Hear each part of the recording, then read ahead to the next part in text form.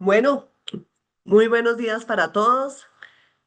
Aquí estamos ya dándole ingreso a más de 30 personas que se están conectando en este momento.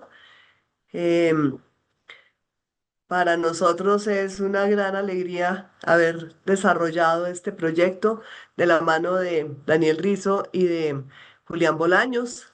Y este es un proyecto enfocado directamente al sector cooperativo, quienes son unos aliados fundamentales, no solamente para la industria microfinanciera, sino para el país. Entonces, vamos a esperar a que se sigan conectando. ¿Cuántos vamos, María Camila? Ah, ya tenemos, ya aquí encontré. Sí. Entonces, como ahí siguen conectándose las personas, em, como les veníamos comentando antes de dar inicio aquí a esta webinar, eh, dentro del trabajo que venimos haciendo desde Asomicrofinanzas, con el gobierno nacional, el trabajo que venimos haciendo precisamente con los precandidatos a la presidencia, y asimismo con varios de los equipos económicos precisamente de ellos, lo que estamos haciendo es resaltando precisamente la importancia que tiene toda esta población de la base de la pirámide y todos estos micronegocios. Y dentro de esto, pues para nosotros es importantísimo el sector cooperativo, porque el sector cooperativo cubre todo el territorio nacional. Entonces, de ahí surge un poco esta idea. Entonces, sigo aquí esperando porque ya estamos llegando a las 40 personas, porque esta presentación que nos van a hacer tanto Daniel como Julián, de verdad, va a ser un aporte fundamental para todas estas cooperativas. Entonces,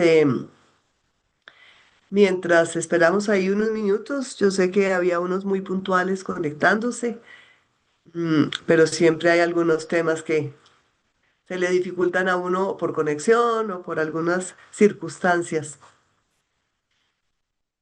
Entonces, si les parece, esperemos a las 9:10 ya para poder darle inicio precisamente a este webinar.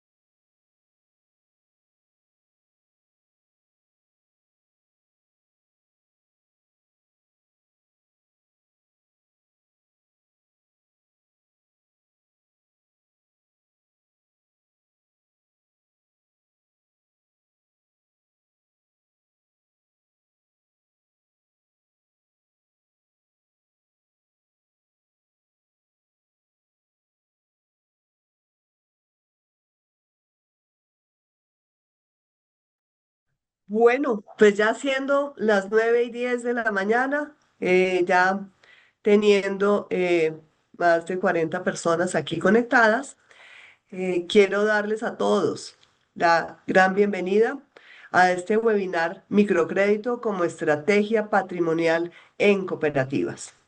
Como ustedes saben, desde Asomicrofinanzas promovemos totalmente toda esta atención a toda esta población de la base de la pirámide, toda esta población de la economía popular, todos estos micronegocios donde el sector cooperativo es absolutamente fundamental. ¿Y por qué es tan importante? Esto lo saben mucho más ustedes que nosotros mismos, porque ustedes están en territorio. Ustedes están distribuidos en los 1.104 municipios de Colombia. Entonces, para nosotros es fundamental estas alianzas entre la industria microfinanciera y el sector cooperativo, porque es lo que fortalece esa gran tarea que se hace para poder apoyar ese crecimiento de los micronegocios en Colombia. Colombia es un país de emprendedores, es un país de personas que quieren salir adelante, que quieren luchar, y el sector cooperativo es un pilar fundamental en estos temas. Entonces, dentro de esos análisis y las encuestas que estuvimos haciendo con diferentes cooperativas, bien sea cooperativas de ahorro y crédito, de aporte y crédito, cooperativas financieras, etcétera, vimos que aquí teníamos un espacio muy importante para poder hacer un trabajo especial con ustedes. Entonces, por eso en este momento contamos con Daniel Rizo y con Julián Bolaños, con quienes hemos venido trabajando varios de estos temas, quienes tienen una gran experiencia precisamente en todos estos aspectos, y queríamos aprovechar esta circunstancia para hacer este evento con todos ustedes. Entonces, quiero darles esta gran bienvenida a este webinar, Microcrédito en Cooperativas, Arquitectura de Riesgo, Balance y Sostenibilidad. Como ven, cubre precisamente todos estos temas. Quiero recordarles que son 2 días, es hoy y mañana, para poder profundizar precisamente, para no quitarles mucho tiempo del espacio en sus trabajos o en sus diferentes actividades. Entonces, por eso lo dividimos en 2 espacios. Eh, Vamos a mirar precisamente qué es un poco hacer la introducción, si quieres, Julián. Microfinanzas es líder en el análisis de crédito a la microempresa, a los trabajadores por cuenta propia y todos estos también independientes que tenemos en el país. ¿Por qué? Porque para nosotros el futuro de Colombia está en fortalecer precisamente esta población, que es muy cercana a este sector cooperativo y es muy cercana a la industria microfinanciera. Sigue. La siguiente, Julia. Ah, bueno. Entonces, vale la pena resaltar que Microfinanzas es un gremio que promueve la inclusión social y financiera para generar un impacto positivo en Colombia. ¿Cómo se hace? A través de organizaciones como el sector cooperativo, eh, entidades que estén asociadas o no, pero aquí lo que hacemos es visibilizar esa gran tarea que se hace por parte de de todas estas entidades que llegan a la población. Porque desde Microfinanzas ubicamos al microempresario y a los trabajadores por cuenta propia como el eje central del desarrollo económico en Colombia. Por eso para nosotros es fundamental que los nuevos los candidatos a la presidencia, los nuevos parlamentarios y el nuevo equipo de gobierno tengan muy claro la importancia que tiene y cómo, teniéndolos en el centro precisamente de toda la actividad que se desarrolla, los servicios financieros y no financieros contribuye a ese fortalecimiento. Siguiente. Actualmente tenemos 2 establecimientos de crédito, 10 cooperativas, 13 instituciones microfinancieras, 2 fondos de garantía, cajas de compensación y 2 buros de crédito. Son 40 entidades asociadas, siguiente, donde tienen presencia en los 1.104 municipios y hay unas cifras que vale la pena destacar a enero del 2026. Actualmente tenemos más de 25 billones de pesos de saldo de cartera. Se están atendiendo más de 2,5 millones de clientes, donde lo importante es que estos clientes los preparamos para que se gradúen. Por eso esta actividad es totalmente dinámica y estos microempresarios atendidos van escalando hacia otras actividades. El 52% son mujeres y de acuerdo con los estudios que se hicieron con el Banco de la República, cada una de estas micronegocios o independientes que forman parte de este ecosistema tienen 2,4 personas y generan 2 empleos. Ahí es donde vemos la gran importancia que tiene para el país esta tarea importante que están haciendo ustedes, donde el 90% pertenece a los estratos 1 y 2. Siguiente. Entonces, recordemos un punto fundamental. De acuerdo con el artículo 39 de la Ley 590, el microcrédito es financiamiento dirigido a la microempresa, donde el monto de ese desembolso no se puede los 25 salarios mínimos legales y cuya fuente de pago principal proviene de los ingresos de la actividad productiva de ese micronegocio. Por eso veíamos que si bien mucha de la cartera del sector cooperativo está reportada como crédito y consumo, consideramos que parte precisamente de este activo de ustedes que está categorizado como consumo, corresponde a negocios productivos. Por eso esta actividad que estamos realizando va totalmente dirigida hacia todo este sector cooperativo. Entonces, ¿qué es importante resaltar? Que el decreto 2555 de 2010 y el 455 no modifican la definición de microcrédito, pero actualiza y define algunas 5 modalidades de microcrédito. Entonces, ubiquémonos en estas modalidades de microcrédito. Eh, Estas fueron las que quedaron definidas en este decreto del 2023, donde, como verán, están definidas por monto y eh, por actividad dependiendo del municipio correspondiente. Entonces son estas modalidades de crédito en las cuales se puede trabajar y por eso vemos que es fundamental que el sector cooperativo conozca estas alternativas, mire estas posibilidades de acuerdo con estas características. ¿Vale? Entonces, si vemos cómo son las tasas de interés, y esto es un factor que es importante precisamente tenerlo en cuenta, desde Asomicrofinanzas todos los meses trabajamos para que las entidades tengan esta información que es muy importante. ¿Para qué? Para que cada una conozca, de acuerdo con los lineamientos de sus consejos directivos, cuál es el nicho de población que pueden atender, cómo son las características. Y esto mezclado con este webinar que vamos a tener el día de hoy con Daniel y con Julián, va a aportarles muchísimas herramientas a todo el sector cooperativo y muy especial para todos los que se están conectando en este webinar. Entonces quiero darles la bienvenida, sin dar más introducciones, vamos ya al tema que nos estaban tratando. Entonces le doy la palabra a Daniel y a Julián para que arranquemos este webinar tan importante para la industria microfinanciera, pero de manera especial para todo este sector cooperativo.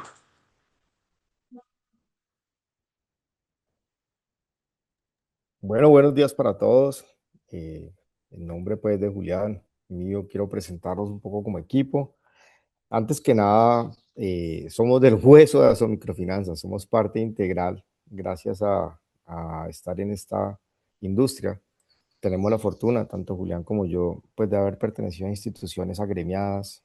Julián tiene una experiencia en los temas de riesgo de crédito, especialmente en la parte de arquitectura de riesgos y tecnología, desde entidades del sector bancario tradicional y un trasegar importante por entidades del sector microfinanciero bastante grandes de nivel nacional, en términos bancarios.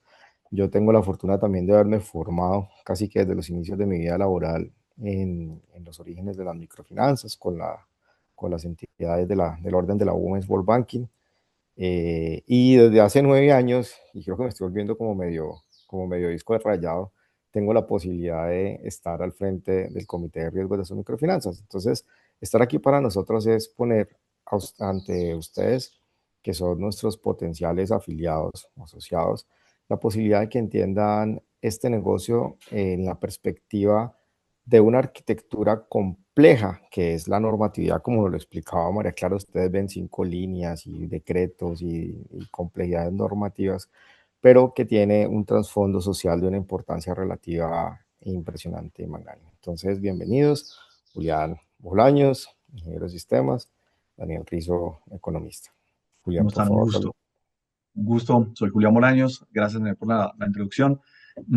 Importante para mí que tengan presente que he trabajado durante varios años en gestión de riesgo de crédito en el sector financiero y actualmente pues trabajo en los temas de arquitectura de riesgo y analítica aplicada.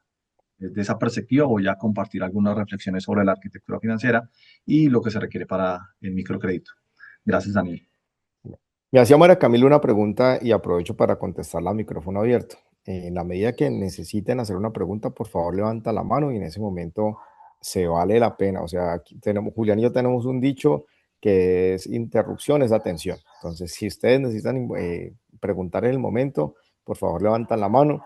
Si nosotros no los vemos, de pronto María Camila o alguien del equipo va a estar pendiente y vamos a dar paso para el tema de las preguntas. ¿Listo? Entonces, no siendo más, Juli, por favor, ayúdame con la siguiente diapositiva.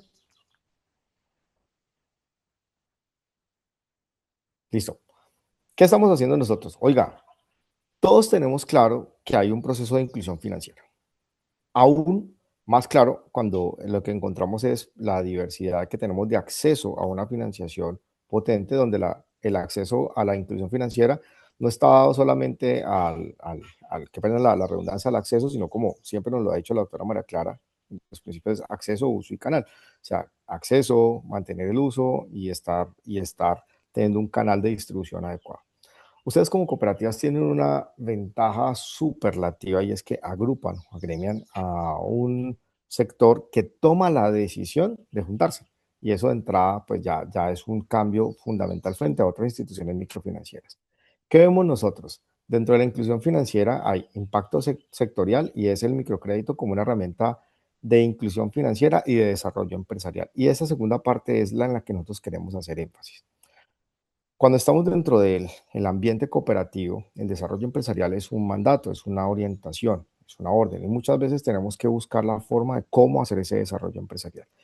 Resulta que dentro de nuestras mismas grupos, dentro de nuestros mismos asociados, hay empresarios, microempresarios y microempresarios en potencia que podemos entrar a desarrollar.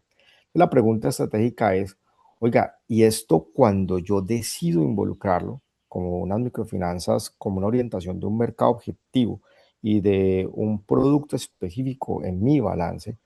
¿Qué genera eso en términos de riesgo, de resiliencia financiera, es decir, de la capacidad de aguantar yo esos choques que tenga la economía y del impacto en mi capital, especialmente cuando yo soy una cooperativa? Y aquí sesguémonos un poco, quitémonos un poco los sesgos de que en una entidad con ánimo de lucro hablamos de utilidad, aquí hablamos de beneficio.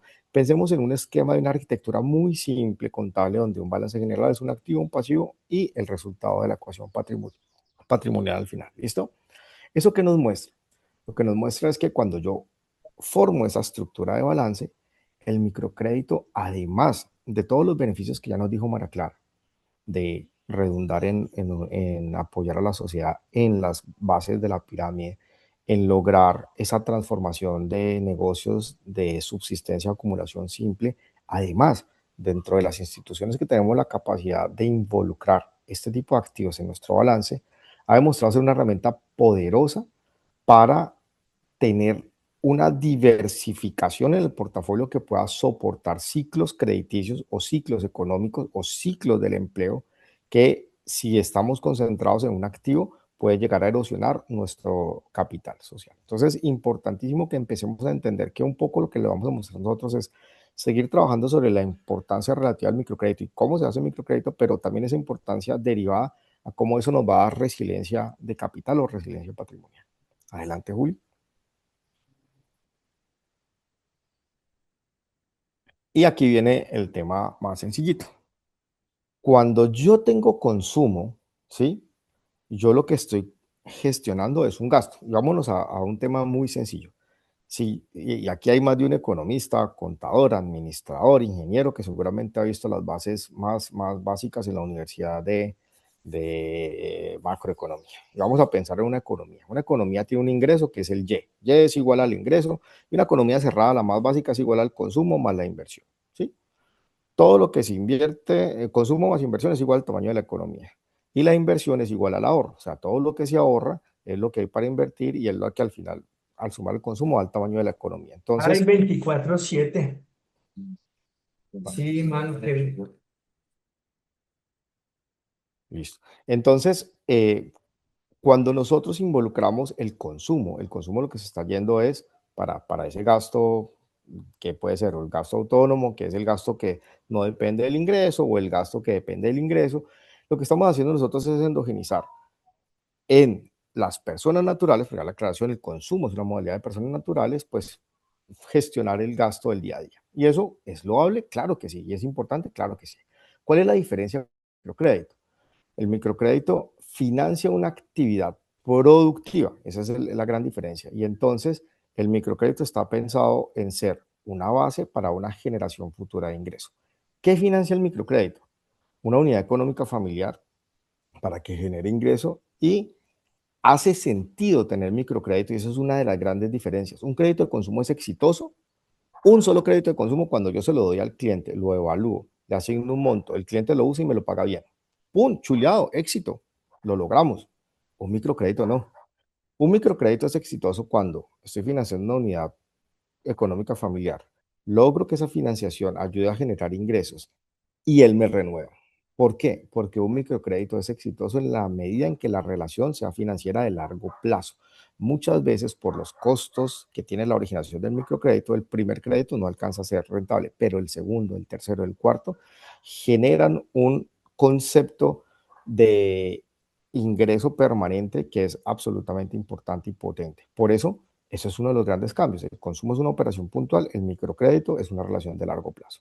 Entonces, primer punto. Segundo, sigue Julio.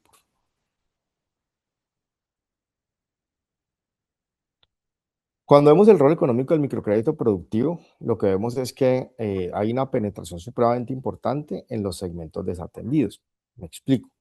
Los segmentos más organizados de la economía tienen acceso a la financiación vía créditos comerciales. Los segmentos con menor información o mayor grado de informalidad empiezan a tener dificultad en el acceso a la financiación. ¿Por qué? Porque cuando uno hace un análisis de riesgos, uno necesita información y en función de la información tienes la capacidad de inferir si la persona puede o no puede pagar. Entonces, la importancia relativa al microcrédito está en tener la capacidad de ir localmente a esos negocios pequeños, financiarlos directamente y empezar a generar esa inclusión financiera que es la que redunda en el mantenimiento o en el sostenimiento de esa economía de base de pirámide. ¿Listo? Lo importante aquí, vuelvo al tema, es el concepto de largo plazo frente al concepto de consumo de corto plazo. Y ahora les devuelvo un poco la pregunta y se vale contestar o no contestar.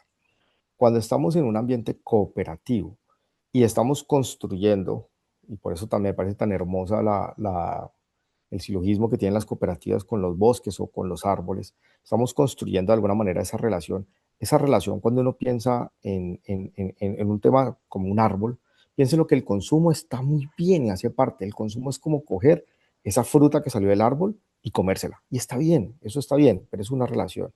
El microcrédito es abonar la raíz para pensar no en esa fruta, sino en la cosecha futura que va a generar esa fruta, en la transformación de esa fruta en una mermelada, en la transformación de esa fruta en un confite. Eso es el concepto de microcrédito, es el largo plazo. Y si ustedes observan, hace todo el sentido con la misión del cooperativismo y es lograr la transformación en el largo plazo de los asociados buscando un bien común. Entonces, importantísimo ese rol relativo que tienen las microfinanzas. Entonces, la pregunta viene, oiga, ¿les resuena eso con el sentido de las entidades a las que ustedes representan? ¿Cambiar esa percepción de corto plazo a largo plazo? ¿Sí o no? ¿Se vale levantar la mano o se vale escribir por el chat sí o no?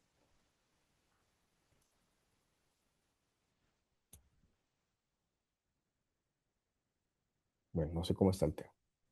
Yo, Sí, nos hace aquí, sentido. Sí, ahí ya lo estoy viendo. Qué pena es que tengo un lag en el chat gigantesco. yo Bueno, aquí como quisiera hacer una contribución, Daniel, y es muy importante el tema que usted menciona.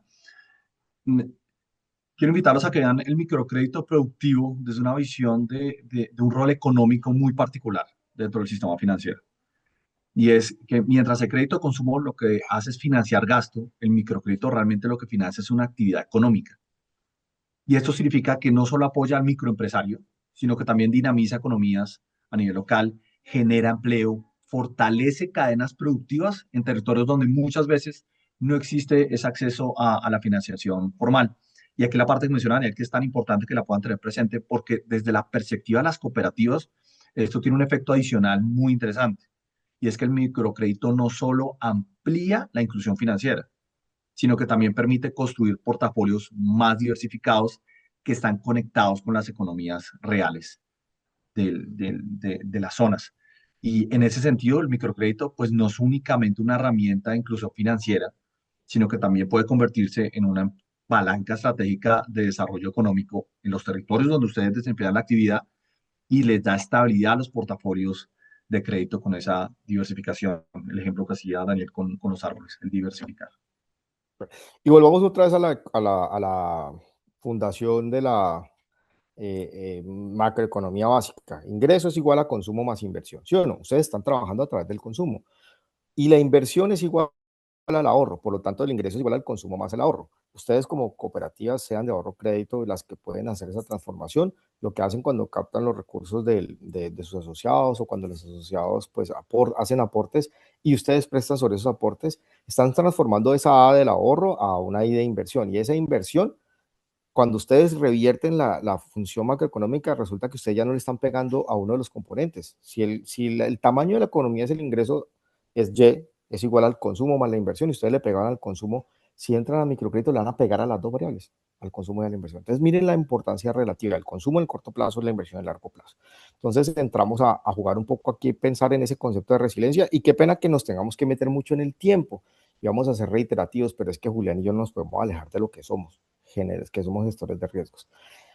Adivinen, y ojo, ojo, ojo, porque nosotros somos súper cumplidores. Al que adivine, le vamos a mandar una chocolatina vía correo y una chocolatina deliciosa, y además de una entidad que es asociada al gremio de las microfinanzas, es uno de los chocolates más ricos de Colombia.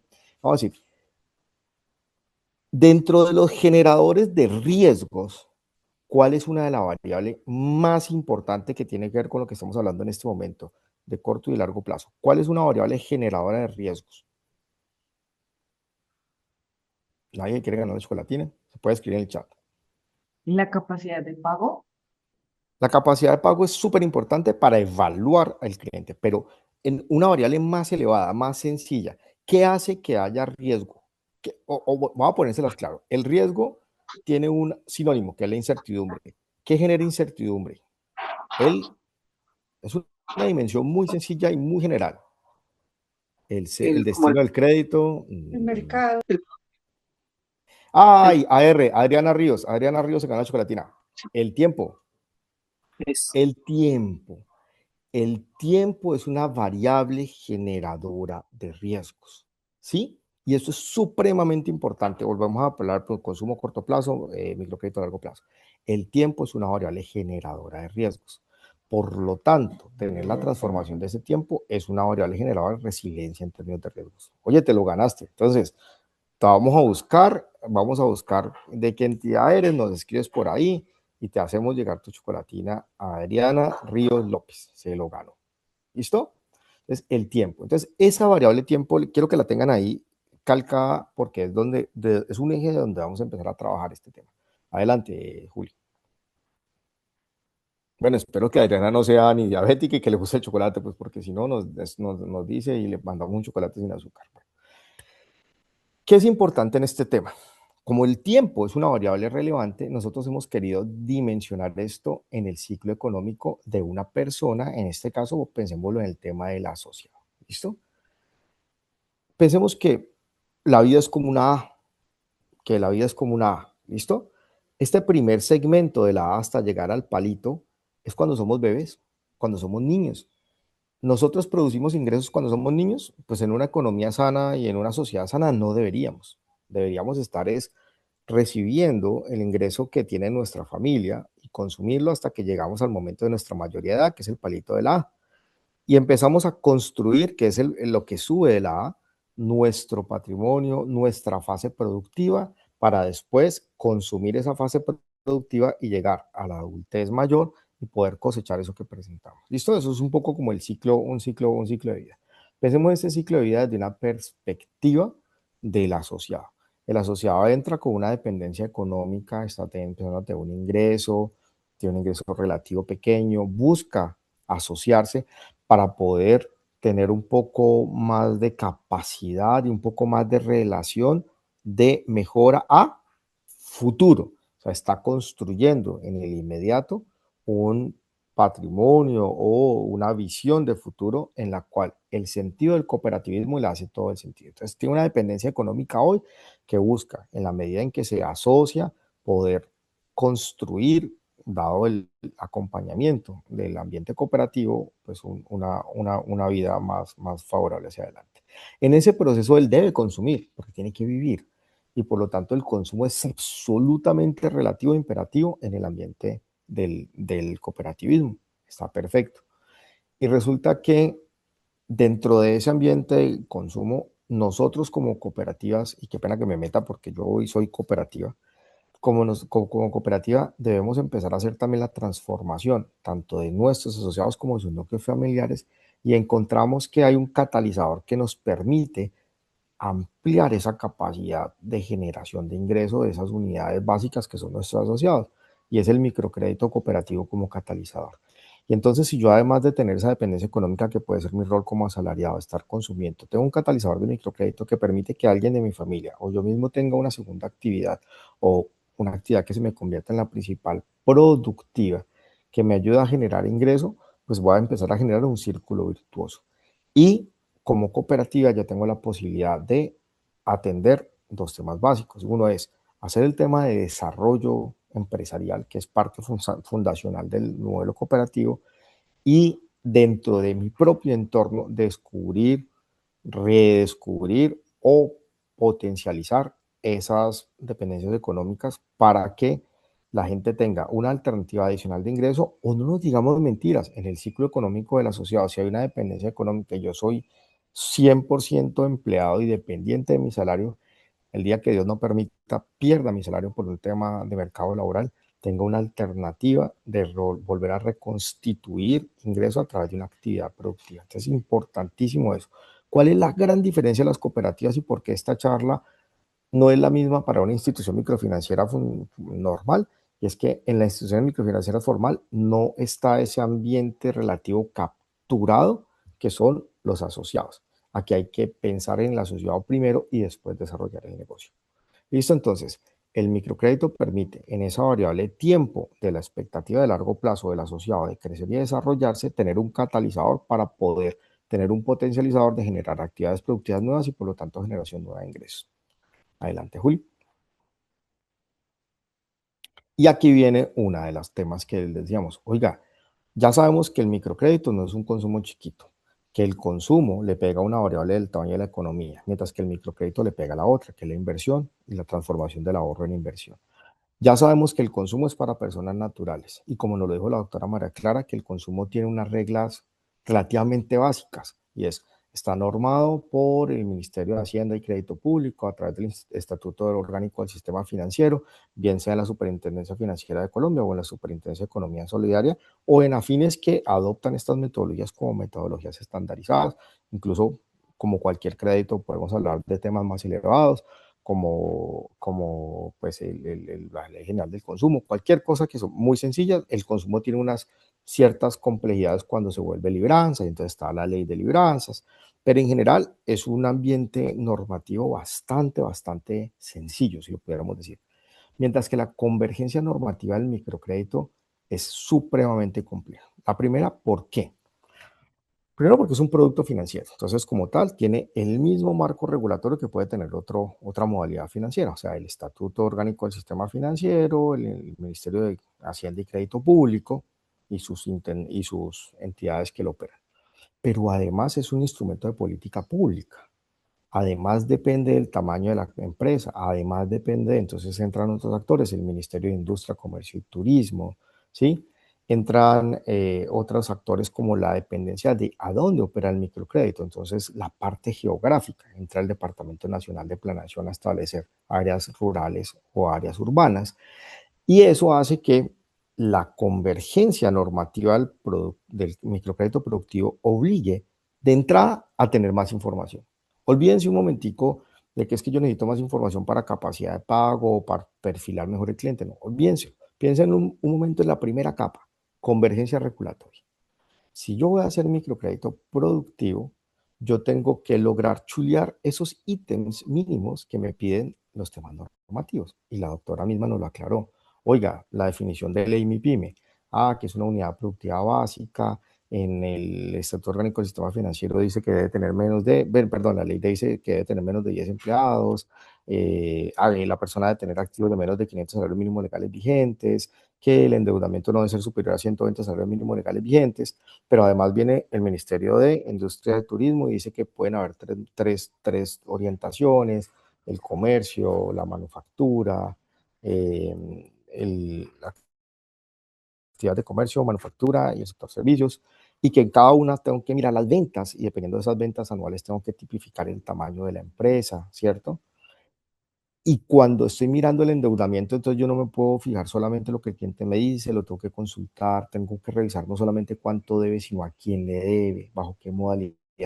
Y eso empieza a decir, oiga, para hacer microcréditos yo tengo que tener no solamente el conocimiento del cliente, el KYC normalito, sino también un halo de información alrededor relativa para hacer una mejor clasificación, que es un poco lo que está acá: la regulación financiera, la regulación de la ley MIPYME para poder cobrar la comisión, si la voy a cobrar, si no la voy a cobrar, la clasificación del tamaño de acuerdo al Ministerio de Comercio, Industria y ¿cómo es? El Ministerio de Comercio e Industria. Y esa complejidad comparativa y esa complejidad normativa es la que nosotros les decimos: apóyense, afíliense. Microfinanzas vive de esto.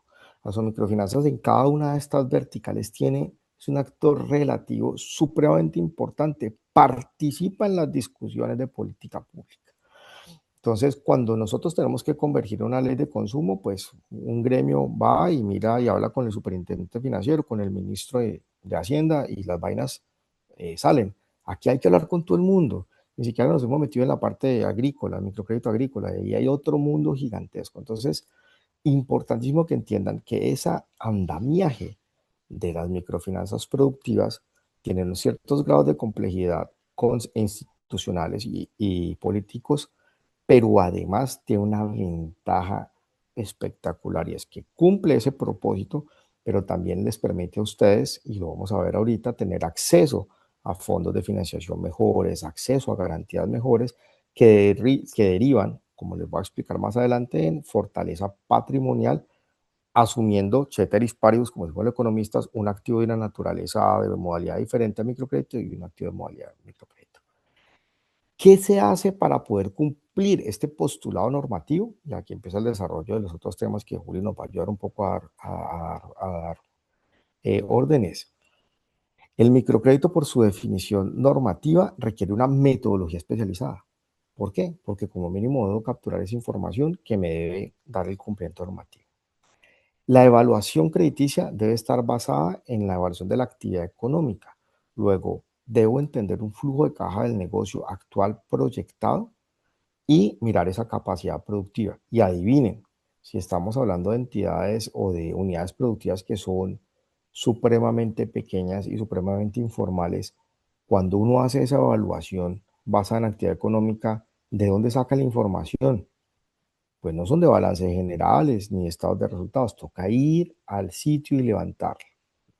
Pero ese ir al sitio y levantarla también es a la vez un insumo probado y de muchísimo valor para la persona que está siendo evaluada, porque le enseña y le aporta en el entendimiento de su negocio y en la constitución de un microempresario cada vez más fuerte.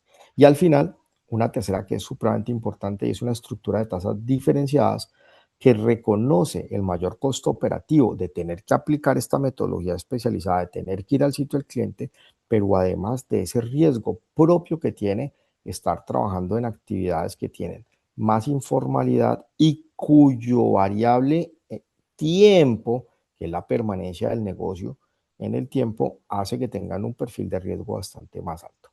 ¿Listo? Entonces, aquí yo lo que quiero mandarles el mensaje es: ¿por qué nos separamos del consumo, pensándolo como modalidad de comparación, frente al microcrédito? Y es en la forma como vamos a afrontar este negocio. Requiere una exigencia regulatoria mayor, requiere una exigencia normativa mayor, requiere una exigencia de evaluación y conocimiento del cliente mayor, pero termina siendo pagada o representada con una estructura de ingresos que potencializa ese costo hundido y nos permite tener una resiliencia patrimonial. Así que, Julio, por favor. Entonces, ustedes les decían, vamos a oiga, ¿tenemos que seguir ahondando de por qué es importante el microcrédito? No. Mete gente a la economía, permite que las personas de la base de la pirámide que están en altísima vulnerabilidad puedan llevar comida a la mesa, mantiene unas relaciones de largo plazo, genera de alguna manera tejido social, gran parte del empleo en Colombia depende de las microempresas. Yo creo que esa parte ya está supremamente clara. Ahora pensemos en nosotros.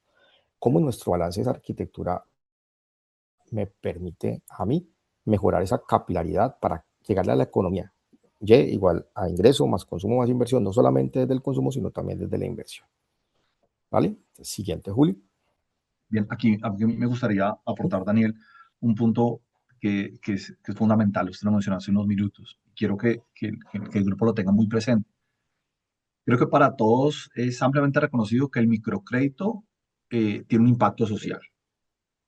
Promueve inclusión financiera, apoya a los microempresarios y dinamiza las economías locales. Sin embargo, desde la perspectiva de la gestión financiera de una entidad, también tiene un segundo rol bien importante.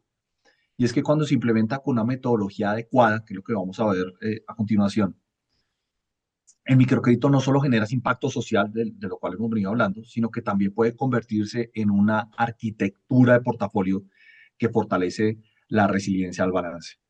Y esto ocurre porque introduce activos productivos, es altamente granular, ahorita lo mencionaba Daniel, se permite distribuirse territorialmente. En otras palabras, diversificar el riesgo frente a unos portafolios, unos productos que puedan estar concentrados en lo que básicamente es un crédito de consumo. Entonces, aquí quiero que tenga el grupo muy claro lo que es ver el microcrédito más que un producto adicional, sino que lo entienda como una arquitectura financiera que permite conectar esa inclusión económica con esa estabilidad institucional, que es lo que vamos a ver a continuación. Fantástico, Julio. ¿Vale? Listo. Entonces, como le decía Julia, yo tengo un activo homogéneo, tengo una alta dependencia de un solo tipo de comportamiento crediticio. Pensemos en consumo. Vamos a poner un ejemplo que no son ustedes las cooperativas. Yo tengo un amigo ruso que tiene una cooperativa rusa, y entonces en esa cooperativa rusa el 85% de los activos son créditos de consumo tipo libranza. Estoy inventando, no en ustedes, o que no, es algo ruso. Y resulta que en Rusia las libranzas empezaron a tender a cambiar de plazo y se fueron de largo plazo porque como lo atractivo era la tasa, pues a la gente cuando la tasa le daban plazos largos para poder financiar cuotas bajitas y eso se volvía atractivo y lo reenganchaban cada 2 años, cada año y medio y todo funcionaba perfecto en Rusia. Pero en Rusia llegó un momento en el que la tasa de interés de intervención y la tasa de interés del mercado empezó a subir, a subir, a subir, a subir, a subir. Y resulta que toda esa gente que tenía las libranzas parqueadas empezaron a ver, oiga, me quedó como a buena tasa esa libranza a 10 años, ¿no? Está como barata. Lo que hace 5 meses era caro, ahorita está como barato. Yo no la voy a prepagar. Y al año no solamente estaba barato, estaba más barato que el costo de los fondos. ¿Quién va a prepagar? Pues los rusos ninguno prepagó. Y entonces se viene una distorsión de la rentabilidad del margen de esa cooperativa rusa. Eso es una posibilidad. ¿Listo? Además, cuando yo miro las proformas de los activos ponderados por nivel de riesgo, pensando en cualquier entidad que está dentro del marco de la OCDE, que Colombia está dentro del marco de la OCDE, hay una depuración de los activos ponderados por nivel de riesgo. Resulta que los activos ponderados por nivel de riesgo tienden a castigar de alguna manera en esa depuración a las carteras que tienen una dependencia de una homogeneidad del activo, como lo es el consumo, como puede ser la gran empresa, también en el caso de las carteras empresariales, y eso hace que todo lo demás constante, si yo estoy concentrado en ese activo, pues mis activos ponderados por nivel de riesgo me obliguen a que mi resiliencia patrimonial, medida como solvencia, pues sea más exigente. También. Ojo, pero además en esas cooperativas rusas, cuando hay esa dependencia del tema de los asalariados, si había ciclos donde el mercado laboral estaba jodido y la gente la empezaban a echar, resulta que sacar a una persona activa en una libranza empezaba a ser una causal de riesgo de crédito. Y uno decía, pero vení, es que yo analicé esto y la persona tenía voluntad, capacidad de pago, buen data crédito, pero sí que hay trabajo, que era la fuente de repago. Y entonces ese ciclo económico hace que estas carteras, que tienen una dependencia de un activo homogéneo, sean procíclicas. ¿Qué es procíclicas? Que si el ciclo está en auge, la cartera está en auge. Que si el ciclo está en declive, las carteras están en declive. ¿Listo? Entonces, esa se contrasta y yo no tengo por qué salirme de ahí. Pero si yo un pedacito de eso lo tuviera, si esa cooperativa rusa tuviera un pedacito de eso en microfinanzas, miren la alta diferencia. Lo primero que pasaría es, para la presión patrimonial, en la ecuación de activos ponderados por nivel de riesgo, si tiene activos de microcrédito y además los tiene colateralizados con política pública como el Fondo Nacional de Garantías, le pondrá mejor. Todo lo demás constante va a tener mejor solvencia con la misma cantidad de activo. Suena como chévere. Segundo, es anticíclica al empleo. Y esto es una cosa súper triste. Y María Clara me lo va a confirmar. Esta industria, en la medida en que los ciclos de desempleo se deterioran, ojo con eso. Miren, es que es una anticiclicidad rara, porque si fuera un anticíclico puro, es que cuando el mercado laboral está bien, las microfinanzas están mal. Y cuando el mercado laboral está mal, las microfinanzas están bien. Pero no, no, no. Cuando el mercado laboral está mal y hay mucho desempleo, la gente opta por la informalidad y trabaja con sus negocios, los protege y paga mejor microfinanzas. Entonces, ante un deterioro del ciclo laboral, las microfinanzas tienden a estar bien y mejor. Pero es que aquí viene lo contraintuitivo. Pero ante un ciclo expansivo del mercado laboral, los microempresarios, ¿a quién le venden? A los asalariados. Y adivinen, en un ciclo expansivo de buen mercado laboral, ¿a quién le va bien? A los microempresarios. Entonces, esa vulnerabilidad económica, en un concepto que tiene más adelante Juli, él lo habla como, esto es realmente como la economía real, como el visual político, como el real economía, y esto hace que haya la desconcentración estructural de los portafolios de consumo o los portafolios están unificados hacia un solo tipo de riesgo. Cuando involucran el activo microfinanzas, tienden a tener unas resiliencias demasiado importantes. Y aquí no fuimos por lo teórico, todavía no hemos hablado de números. Entonces, primer punto, hasta aquí, y antes de meternos a números y antes de hablar un poquito como de relaciones y de ratios financieros, ¿tiene alguna pregunta, algo que quieran puntualizar antes de pasar al tema? ¿O les parece que los rusos son muy raros? Cualquier cosa se vale que pregunten en este momento. Yo no veo manitos, ahí me tienen que ayudar. No, no sé. Andrés aplaudió. Entonces, ¿quién le gustan los? Entonces, Andrés de pronto ha ido a Rusia. Yo creo que él conoce el amigo ruso mío. Listo. Lo importante es no quedarse solo en el préstamo, sino brindar herramientas que le permitan a largo plazo sentir el apoyo de su entidad. Absolutamente claro. Entonces, miren el concepto de plazo. Ahora, miren cómo nosotros metimos la variable tiempo, ya no solamente en el concepto del riesgo, sino en el concepto del plazo del crédito. Y qué bueno que lo hayas tocado. Ojo con eso. El consumo tiende a tener plazos fijos y plazos que son relativamente cortos, y uno diría desde la teoría del riesgo, aplanan el riesgo porque son plazos cortos, pero miren lo que sucede. Un consumo ante una reacción contraria de la tasa de interés de intermediación se vuelve fijo, se vuelve un plazo fijo y se va a lo más largo posible. Un microcrédito, miren la diferencia. Pasemos a la siguiente. Juli.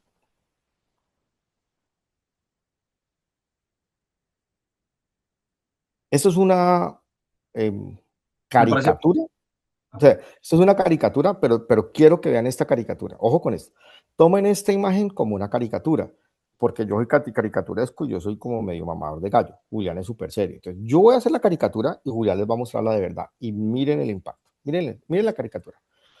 Yo tengo un crédito de consumo absolutamente volátil. A veces es caro, a veces es barato, y ahí vivo yo. Ahí tengo mi techo de usura, tengo una sensibilidad estructural y una dependencia regulatoria. ¿De quién? De los que me mueven la tasa de interés. ¿Ustedes como cooperativas mueven la tasa de interés de consumo? No, la mueve la tasa interbancaria, que la mueven las entidades por la colocación de todos los créditos de consumo, que de hecho además es una sola tasa de usura para consumo y para comercial junta. Entonces, todo el mundo mueve esa tasa. Listo. El ciclo de empleo de la cartera de consumo está directamente orientada al empleo formal. Y hay una diferenciación y es que el microcrédito productivo tiene una suavización, no depende de ese ciclo, el techo de usura no depende y no lo afecta a la cartera de consumo, si la tarjeta de crédito está barata, si está cara, si el dólar bajó, subió, no lo tiene tanta esa afectación. Esta es la caricatura. Entonces en la caricatura uno diría, ya entiendo por qué a menor volatilidad de la tasa de usura, este par de locos me dicen que si yo involucro dentro de mi portafolio consumo, voy a tener resiliencia en términos de riesgo de mercado, pensando el mercado como las tasas de ese activo. Esa es la caricatura, ¿listo? Hay veces que la realidad sobrepasa a la caricatura. Julián, por favor, muéstrale la realidad a los asistentes de este webinar.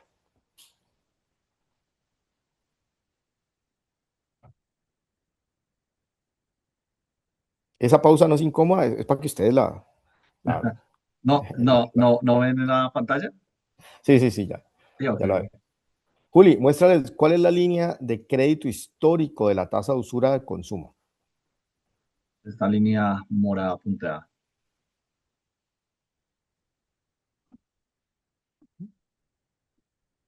Miren las tasas de los créditos de microcrédito, donde quiero hacerles un énfasis muy importante. El microcrédito más grande o que llega a más gente está basado en el popular productivo urbano y en el popular productivo rural, que son las dos líneas de arriba, la azul y la verde que están arriba. Miren el comportamiento y empiecen a entender un poco esa caricatura. ¿Qué ha pasado en esos años en términos de ciclos económicos post-COVID? Miren la resiliencia, miren la capacidad que tiene de absorción. Además, se los voy a poner muy claro.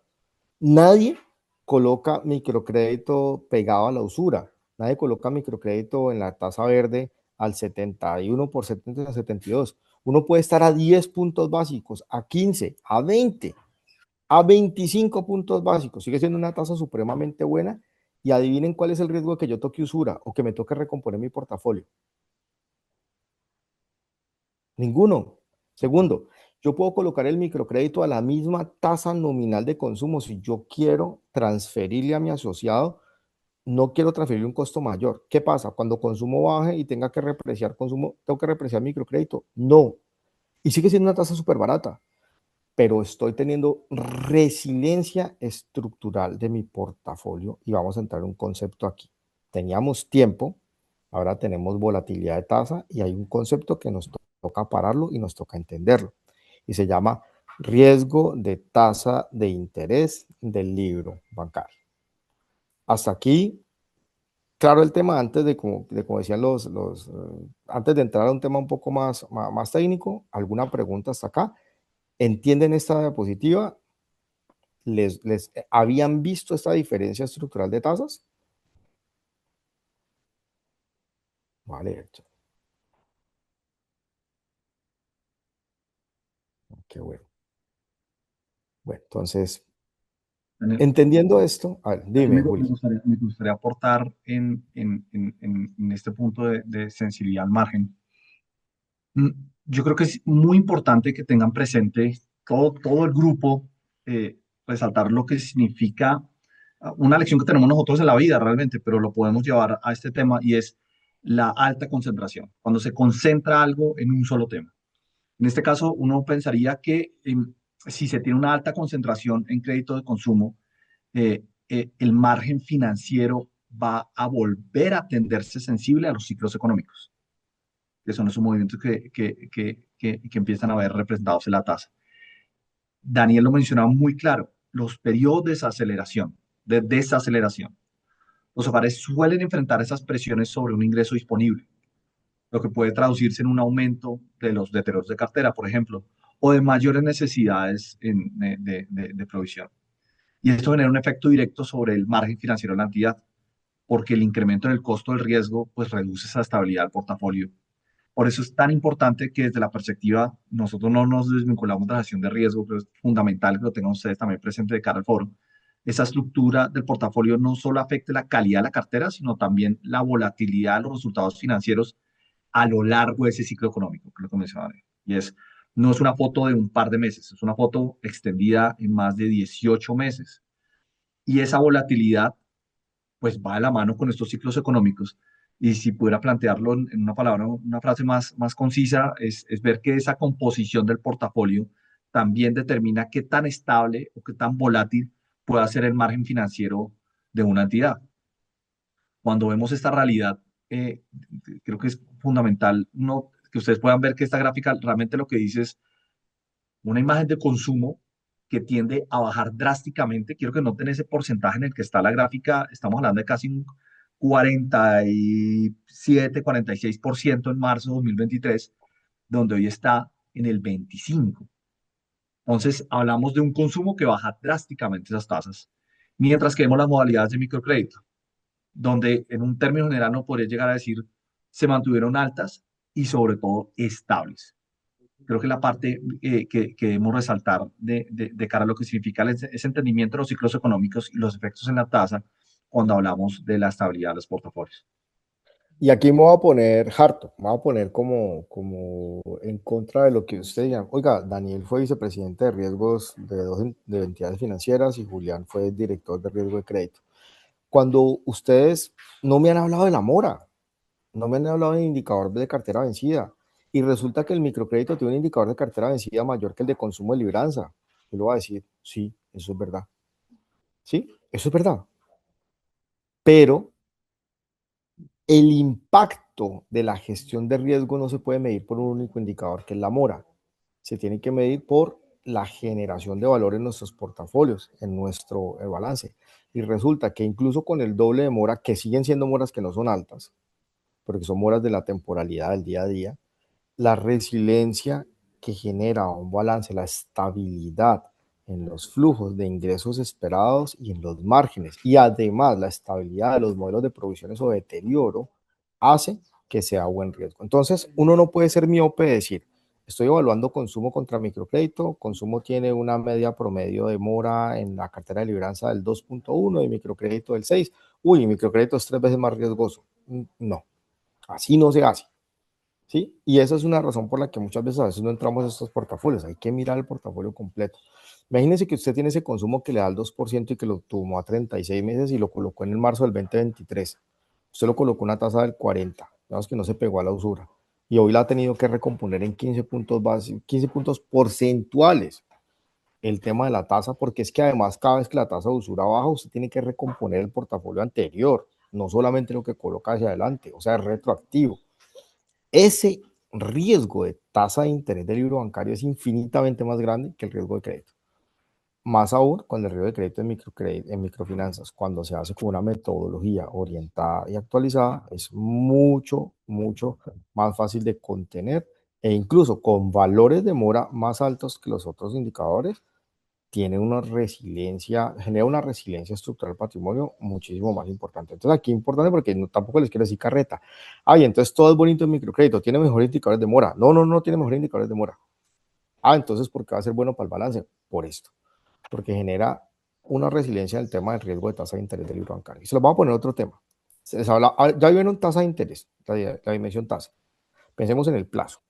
Supongan que usted tiene dos créditos igualitos, a plazos igualitos, que su consumo sea 24 meses y que sus microcréditos van a ser a 24 meses. El tiempo en el cual usted se va a demorar en repreciar la cartera es muy diferente en uno y otro, porque en consumo la gente le paga hasta el final. En microcrédito, la gente al 60 o al 70% del plazo va a requerir plata y usted lo va a financiar. Y en el momento en que usted refinancia, digamos que a los 18 meses, y usted renueva ese crédito y da ese saldo adicional, ese activo le repreció ya tasa de mercado y usted anuló el riesgo de mercado anterior. Y usted arranca a tener un riesgo de tasa de interés nuevo. Eso acorta la duración y eso hace que en términos del riesgo de tasa de interés del libro bancario, vamos a ver mañana un poquito más a profundidad, disminuya un concepto que es el riesgo de brecha, que es la duración de los activos y los pasivos porque involucra un tema de prepagos, no pensado como el prepago negativo, sino como la necesidad de endogenizar o de los pagos anticipados. Entonces, el microcrédito también dinamiza de alguna manera el balance al acortar efectivamente los plazos, fruto de la necesidad de tener que anticipar el pago, y esos plazos más cortos o esas duraciones, que realmente la palabra de esas duraciones más cortas del activo, también favorecen a que haya un menor riesgo de exposición a la tasa en el margen. ¿Estamos de acuerdo hasta acá? ¿Alguna pregunta? Cada vez que hablo de margen y tasas empieza a ir gente, ya se fueron 4, pucha. En la medida en que le metemos más técnico, la gente va, pero bueno, eso, eso es lo que hay y hay que tenerlo. ¿Hay alguna pregunta aquí hasta la tasa para poder continuar y contarles cómo vamos a desarrollar ahorita ya la parte un poco más cuantitativa y mañana vamos a hacer el ejercicio numérico para que todos traigan hojita, calculadora y vamos a calcular? ¿Listo? Entonces sigamos a la siguiente, que ya estamos también además llegando. Entonces, vamos a un poco como a concluir el tema. El microcrédito es un activo resiliente no porque tenga mejor indicador de calidad de cartera vencida.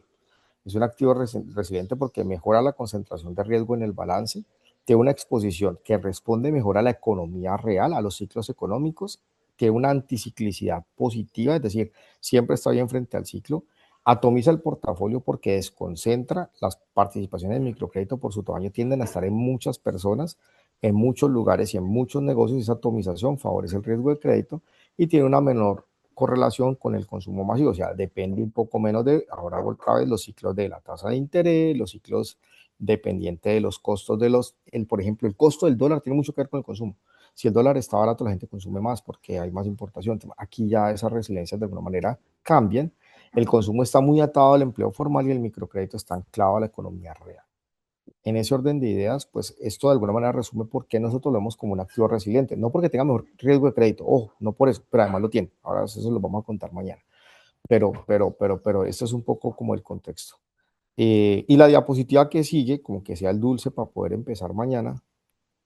Bien, Mañana siempre vamos. antes, Daniel, yo quería resaltar algo porque es bien valioso. Creo que hasta este momento hay un discurso como de problema, ¿no? Esto es un problema y todo lo que significa, pero realmente es justo lo que menciona Daniel y es que a partir de aquí nace lo que es una solución estructural de cara a lo que es una perspectiva de arquitectura de portafolio. Y es que el microcrédito introduce una característica que ha mencionado ya varias veces Daniel y creo que es el mensaje con el cual queremos que tengan enmarcado la conversación. Y es interesante para las entidades financieras, la resiliencia del activo. ¿Y esto por qué ocurre? Porque el microcrédito suele estar compuesto por un número muy alto de operaciones de menor monto que están distribuidos en diferentes actividades económicas, en diferentes territorios. Ese elemento de granularidad hace que se reduzca la concentración de riesgo y hace que esos deterioros, por ejemplo, cuando uno dice, venga, eso no está tan planteado entre diferentes factores, también hace parte el entender que los deterioros tienden a ser menos, digámoslo, correlacionados entre sí, que es el efecto de lo que se ve en consumo. Y es, hay un choque económico, macroeconómico, el consumo lo siente inmediatamente, una correlación altísima. En el microcrédito no, están menos correlacionados. Y al estar vinculado a actividades productivas, este microcrédito mantiene una conexión directa con la economía real de las zonas. Esto es fundamental y eso permite gestionar de manera más cercana esa evolución del riesgo. Es algo más tangible, está más cerca que esos efectos macro de la realidad nacional. Y por eso cuando hablamos de implementar una metodología adecuada o digámoslo esa solución a las complejidades de lo que plantean las dinámicas macro y las tasas, el microcrédito puede convertirse en un activo que es estructuralmente resiliente dentro del balance de una entidad, que no se resiente tanto con estos efectos macroeconómicos o, o de tasas versus lo que pueda representar el microcrédito bajo una metodología adecuada. Vale, Juli, y la siguiente para que cerremos porque ya llegamos al término de la hora. Entonces, la siguiente es otra vez un resumen: consumo microcrédito, atomización de riesgo, distribución de pérdidas. Ya no trabajamos trabajamos con distribuciones, no con promedios estadísticos. Es un tema que le da complejidad, pero le da también resiliencia. Hay una evaluación especializada, requiere metodologías de análisis productivo, requiere conocimiento del negocio y herramientas sectoriales que mitiguen esa simetría de información. Tercera propaganda. El mejor lugar para entender la información del negocio, de las microfinanzas y por lo tanto de la economía real, esas son microfinanzas. Esas son microfinanzas de la entidad que tiene la mejor granularidad de información del comportamiento de tasas de interés, de tasas de comportamiento. Les voy a contar un chisme. Resulta que su microfinanzas nos manda una semana antes de que cierre la tasa de interés cómo va a inferir la tasa y le pegan al 90%, 95%, 96%, porque todo el tiempo están produciendo información y eso es importantísimo en este ambiente, ¿vale? Siguiente, Juli, con esa sí prometo que cerramos para poder ir mañana. ¿Qué vamos a ver mañana? Como hay una diferencia estructural, es importante que entendamos que la vertical de la arquitectura del ciclo de crédito de consumo, que es muy valiosa, que implica el origen digital o en sucursal, el análisis de riesgo centralizado, la división de front, middle y back office, el desembolso donde hay un momento de verdad que a veces puede ser el conocimiento del cliente y la cobranza especializada y separada del ciclo de originación es absolutamente diferente en microcrédito, donde tenemos una persona en campo que debe conocer y evaluar la actividad productiva activa, y en ese proceso no solamente está haciendo una asignación de crédito o una evaluación, sino que está acompañando al cliente para que endogenice ese ciclo y el cliente pueda crecer. Al que no le conviene que el cliente pague mal, por lo tanto no le conviene colocar, sino que colocar por colocar o vender, sino que le conviene es colocar bien para que él mismo, que va a ser el responsable de todo el ciclo, pueda tener un bien productivo. Genera esa cobranza relacional porque él mismo es el que entra a entender la dificultad de pago del cliente. Y en ese orden de ideas, esta arquitectura de microcrédito requiere el acompañamiento de una entidad especializada como son microfinanzas, pero además el énfasis de construir una línea de producto diferente, diferenciado y muy regional y muy centralizado. Y en eso es en lo que nos vamos a enfocar un poco mañana para mostrarles un tema, una herramienta de un grado de madurez y para hacerles un desarrollo cuando ya entremos a la otra parte financiera, porque hemos tocado el tiempo como generador de riesgos, la volatilidad de la tasa como generadora de resiliencia en el tema del margen y de alguna manera la contraciclicidad o la aciclicidad o la anticiclicidad que tienen las microfinanzas de la economía real. Mañana les vamos a trabajar sobre el tema de las provisiones o las pérdidas, los activos ponderados por nivel de riesgo, los tipos de garantías y el impacto que eso tiene en solvencia y de alguna manera en relación de patrimonio frente a otros mercados, pero vamos a enfocarnos mucho en la importancia de hacer microcrédito bien, que es hacerlo no como consumo, sino hacerlo de una manera relacional donde haya un ciclo embebido y completo, donde pues los asesores territoriales tengan esa responsabilidad y por lo tanto requiere un equipo especializado. ¿Listo? Con esto creo que hemos llegado a la primera fase del webinar. Juli, no sé, para cerrar, la doctora María Clara. Pues, de mi parte, yo creo que quisiera resaltar, sobre todo en este slide y ya en este comentario final, lo que significa que no estamos hablando necesariamente solo de un cliente distinto, sino que también estamos hablando de un ciclo de crédito distinto al de consumo. Y que cuando hablamos de microcrédito, pues no solamente estamos hablando de lo que significa cambiar esa arquitectura, sino entrar a la especificidad de lo que es el producto. Mientras que un crédito de consumo, el ciclo suele estar más estandarizado y basado en información documental, modelos de scoring y demás. En el microcrédito, en cambio, el ciclo incorpora elementos adicionales como esa evaluación en terreno, que usted mencionaba, la actividad económica, el entendimiento del flujo del negocio, que es tan importante, y el seguimiento cercano al cliente. ¿Esto qué es lo que hace? Hace que esa gestión de crédito no termine en el desembolso solamente, en llegar felizmente a prestar dinero, sino que continúe también durante toda la vida del crédito mediante el acompañamiento y el monitoreo de la actividad productiva. Entonces, por eso es tan importante el implementar microcrédito diseñando una arquitectura del ciclo de crédito distinta a la de consumo, donde la gestión de riesgo se integra desde la originación hasta el seguimiento del cliente. El cliente no desaparece después del desembolso. Y por demás, ¿no? De cara a lo que significaría, digámoslo, como este cierre, yo creo para nosotros es muy importante que tengamos presente, que se lleven ustedes el mensaje de lo que significa la particularidad importante del microcrédito.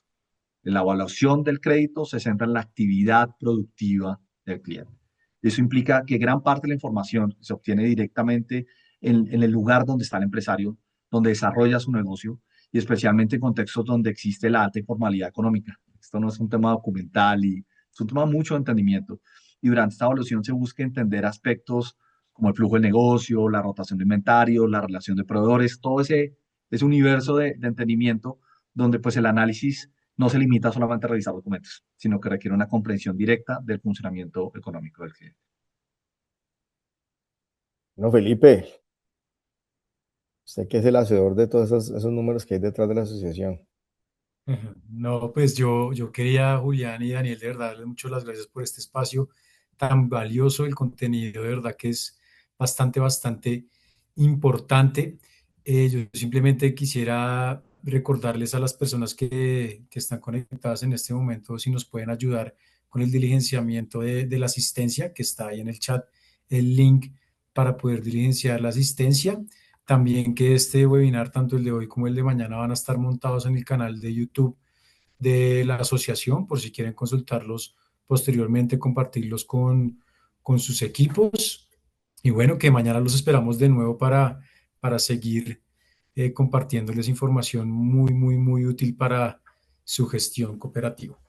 Y Bueno, mañana vamos a hacer un ejercicio con un entregable que es una evaluación de grado de madurez para que ustedes entiendan cuáles son los aspectos que deberían fortalecer dentro de sus entidades si quisieran entrar de una manera sólida a este modelo de actuación de microfinanza. Entonces va a haber un entregable funcional, puntual, que es muy chévere porque les va a servir a ustedes para compararse entre ustedes anónimamente, anonimizadamente, y ustedes directamente les va a llegar su resultado solito para que puedan evaluarse.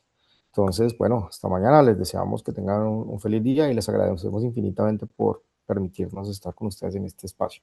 Muchas gracias también a sus microfinanzas por invitarnos y pues sabemos que estos son temas densos, pero esperamos que lo hayan recibido de una manera clara y por favor preparen sus preguntas. Si aquí les quedaron preguntas, mañana podemos arrancar con preguntas y estamos absolutamente abiertos a resolverlas.